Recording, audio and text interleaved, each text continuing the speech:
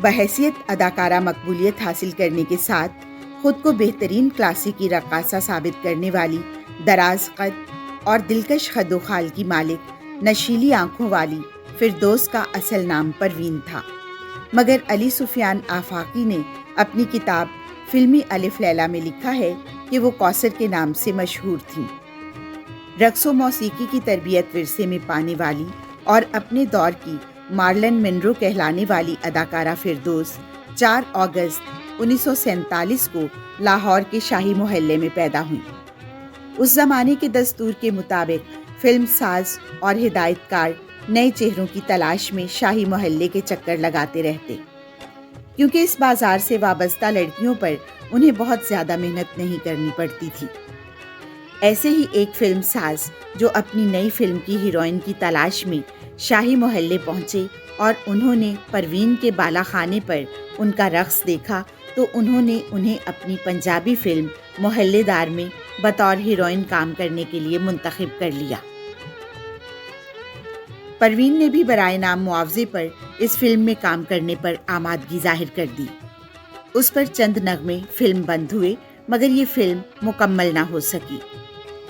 اسی دوران پروین پر فلم ساز کیو ایم زمان اور ہدایت کار منشی دل کی نظر پڑی، جنہوں نے انہیں اپنی فلم گل بقولی میں ایک چھوٹے سے کردار کے لیے منتخب کیا۔ یہ فلم 27 اکتوبر 1961 کو نمائش پذیر ہوئی۔ گل بقولی ناکامی سے دوچار ہوئی تو پروین بھی پس پردہ چلی گئیں۔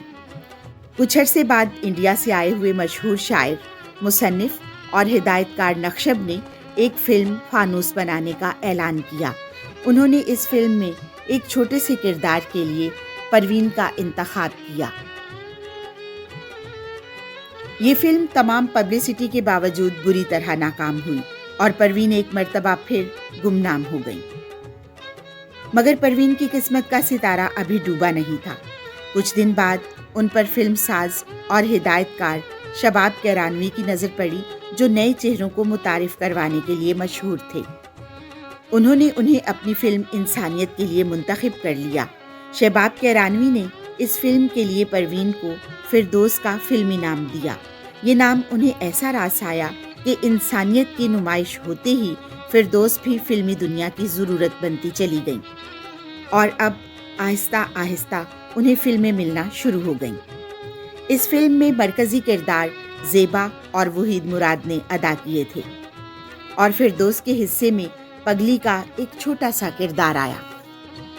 ایسے میں انہیں فلم ساز چودھری محمد اسلم نے اپنی فلم ملنگی میں اداکار اکمل کے مقابل مرکزی کردار ادا کرنے کی پیشکش کی تو فردوس نے یہ پیشکش قبول کر لی۔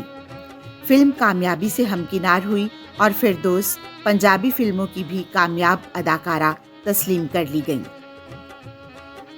اسی فلم سے فردوس اور اکمل کے معاشقے کا آغاز ہوا۔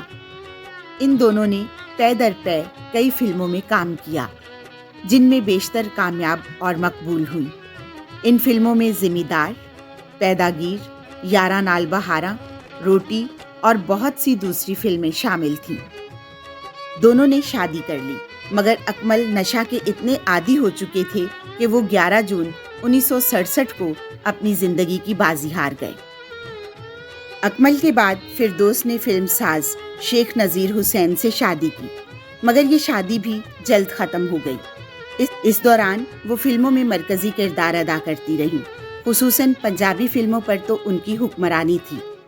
چاچا جی، اکبرا، مرزا جٹ، روٹی، پگڑی سنبھال جٹا، باؤ جی، پنچ دریا، چنویر، عشق نہ پوچھے ذات، شیراں دے پتر شیر، جنٹلمین، سجنا دور دیا اور ماں پتر، جگ بیتی، عشق دیوانہ، پیار دے پلیکھے جیسی کامیاب فلمیں دیں۔ لیکن فلم ہیر رانجھا میں ہیر کا کردار نبھا کر فردوس نے لازوال شہرت حاصل کی۔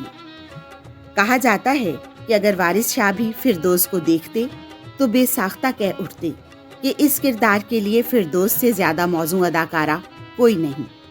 ہیر رانجھا 19 جون 1970 کو لاہور میں نمائش کے لیے پیش ہوئی، لیکن آج بھی فلم بین اس فلم کے اثر سے باہر نہیں آئے۔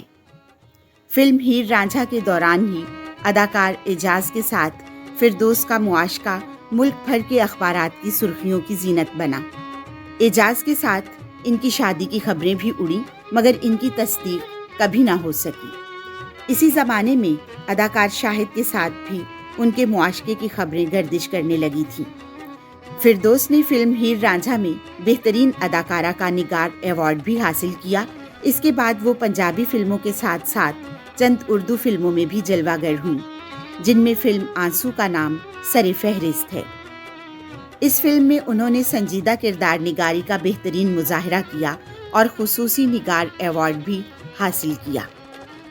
और फिर 1973 में पंजाबी फिल्म जिद्दी में बेहतरीन अदाकारा का अवार्ड हासिल करने वाली फिरदौस की शोहरत का आफताब गहनाना शुरू हो गया।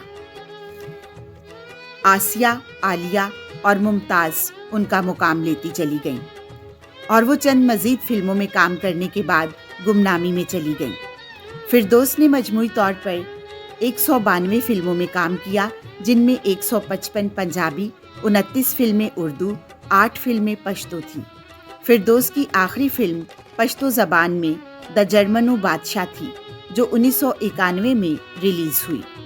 फिरदौस बेगम ने अपने दौर के तकरीबन तमाम हीरोज़ के साथ काम किया, जिनमें अकमल, एजाज, हबीब, सुधीर और यूसुफ खान के नाम काबिले ज़िक्र हैं।